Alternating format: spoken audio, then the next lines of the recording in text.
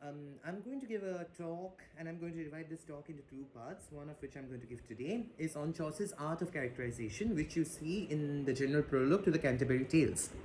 As I have mentioned in my previous lecture, the Canterbury Tales, it takes the form, the structure of a journey, structure of a pilgrimage, comprising of 30 pilgrims who are traveling from London to Canterbury to visit the shrine of Sir Thomas Becket. And the host or the narrator, who is believed to be a representation of Chaucer himself, he proposes that each of the pilgrims tells two stories en route, that is on their way from London to Canterbury, and two stories on the way back. So the best storyteller, the host, will himself be the judge, and the governor, who will be the best storyteller, the host will judge that. The best storyteller will be awarded with a free meal at the Tabard Inn at Southwark. So Chaucer is regarding his art of characterization, you need to remember that Chaucer is very meticulous. He's very particular in describing each of the ranks or estates of his time. And I have told you this in my previous lecture, that this kind of a description of every estate, it's a feudal society. Chaucer's time, the English society, Middle English society, is a very feudal society, and it's of course divided into ranks. And this kind of a description of every rank of a person hailing or coming from every rank was unprecedented before in English literature. So Chaucer is offering you a description, a portrayal of every rank of every estate, and critics will say that Chaucer is also satirizing these estates. He's writing a satire, so it's like an estate satire or a rank satire. He's satirizing each of these ranks or each of these estates through his satire of each of these characters.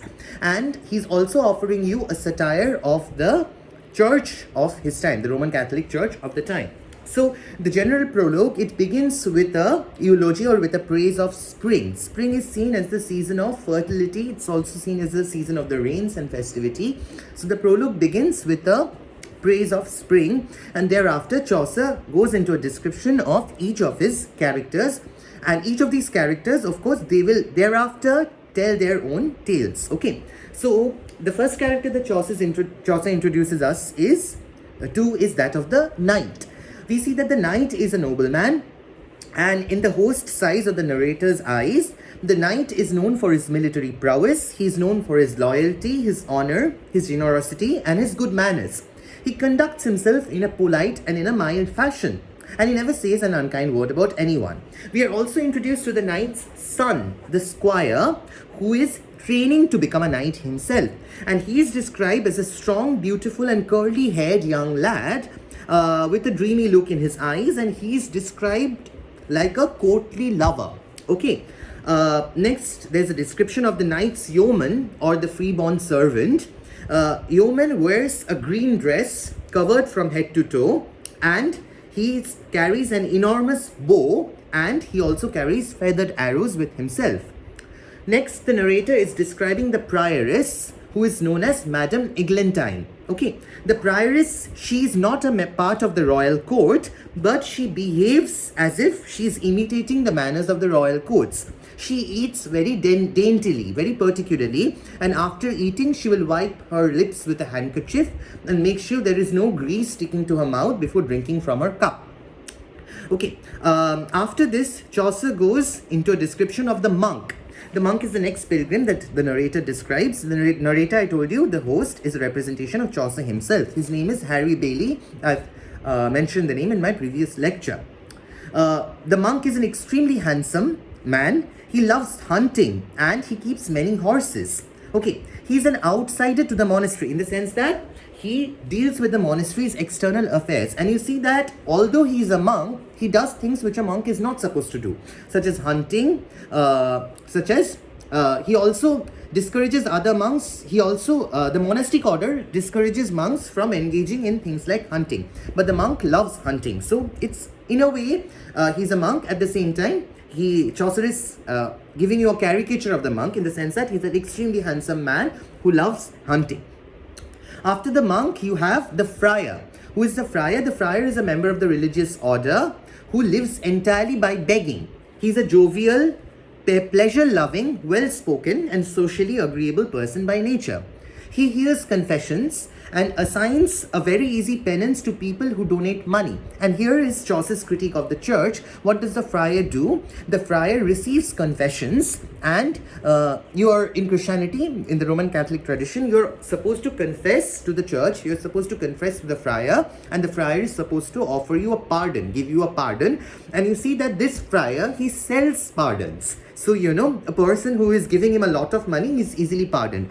So this is also referring to the Chaucer here through the host. He's also referring to the corruption that is prevalent in the Roman Catholic Church. Okay, next you have the merchant. The merchant is good at borrowing money, but he's also clever enough to hide from the people that he's in debt. So the merchant, actually, he's trying to portray that he's very rich, but he's actually in debt. So he owes a lot of money to anyone. So he's also offering a pretense to you that he's very rich, whereas in reality, he's in debt. Okay.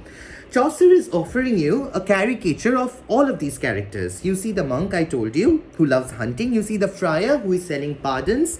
You see the prioress, for instance, who is more like a lady. A prioress, she's supposed to be a nun, but at the same time, she's imitating the traditions of courtly love. She's trying to be a lady, eating properly and daintily and all of that.